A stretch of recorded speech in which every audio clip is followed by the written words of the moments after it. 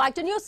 ఇటు పశ్చిమ బెంగాల్ ఎన్నికల ఫలితాలపై దేశవ్యాప్తంగా ఉత్కంఠ రేగుతోంది. ఎగ్జిట్ పోల్స్ అంచనాలు భిన్నంగా రావడంతో ఓటర్ల తీర్పు ఎలా ఉండబోతుందని ఆసక్తి నెలకొంది.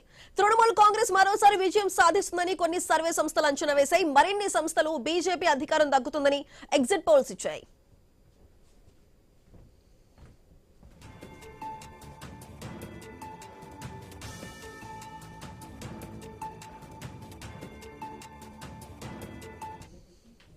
ఇటు పశ్చిమ బెంగాల్లో 294 అసెంబ్లీ స్థానాలున్నాయి. ఫల్దా నియోజకవర్గంలో ఈ నెల 21న రీపోలింగ్ జరగబోతోంది. ఈ ఒక్క నియోజకవర్గం ఓట్ల లెక్కింపు మాత్రం ఈ నెల 24న జరుగుతుంది. రాష్ట్రంలోని మిగిలిన 293 అసెంబ్లీ స్థానాల్లో ఓట్ల లెక్కింపు కోసం 77 కేంద్రాలు ఏర్పాటు చేశారు. కౌంటింగ్ కేంద్రాల వద్ద భద్రతా బలగాలను మోహరించారు.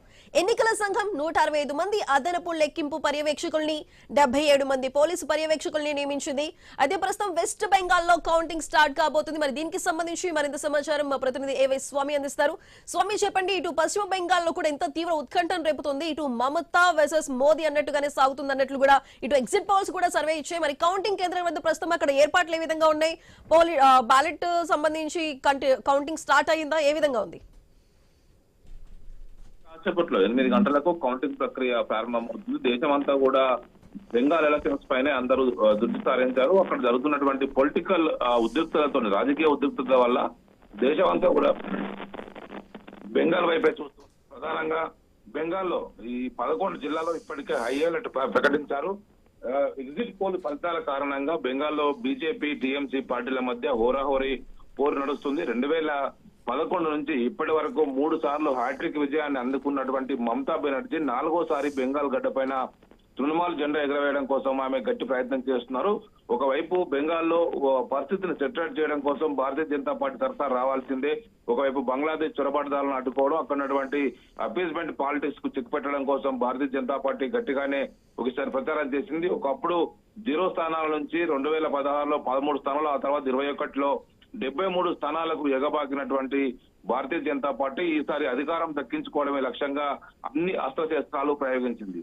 ప్రధానంగా బెంగాల్లో రీసెంట్ గా వచ్చినటువంటి ఎలక్షన్ ఎగ్జిట్ పోల్ ఫలితాల తర్వాత టీఎంసీకి అదేవిధంగా బీజేపీకి మధ్య ఉద్రిక్తత పెరిగింది. అనేక ఈవీఎంలను భద్రపరిచినటువంటి స్ట్రాంగ్ రూమ్ల వద్ద ఒకవైపు హోరాహోరీగా పోటాపోటీగా ధర్నా నిరసన వ్యక్తం చేశారు.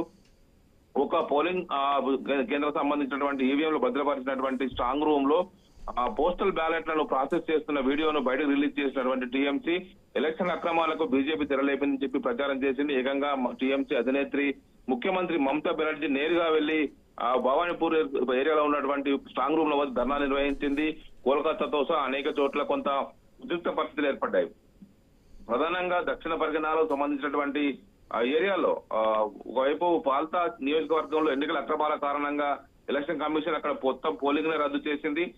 ఆ తర్వాత అంతకుముందు ఒక 15 పోలింగ్ కేంద్రాల్లో ఒకవైపు రీపోలింగ్ కూడా నిర్వహించింది. మొత్తానికి ఎప్పుడు లేని విధంగా బెంగాల్లో ఈసారి 2 లక్షల మందికి పైగా కేంద్ర పారామిలిటరీ బలగాలను భద్రతను మోహరించారు. ప్రతి 100 మంది ఓటర్లకు ఒకవైపు సిఆర్పిఎఫ్ జవాన్ లాగా భద్రతను కేటాయించారు. ఒకవైపు రాజకీయంగా అక్కడ కొంత దాడులు ప్రతిదాడులు ఎక్కువ జరుగుతాయి కాబట్టి ఎలక్షన్ కౌంటింగ్ అయిపోయిన తర్వాత కూడా, ఫలితాలు వచ్చిన తర్వాత కూడా నెల 15 రోజుల పాటు కేంద్ర బలగాలు మొత్తం లా అండ్ ఆర్డర్ ను పర్యవేక్షిస్తాయని చెప్పేసి కూడా ఒకవైపు కేంద్ర ప్రభుత్వం స్పష్టం చేసింది.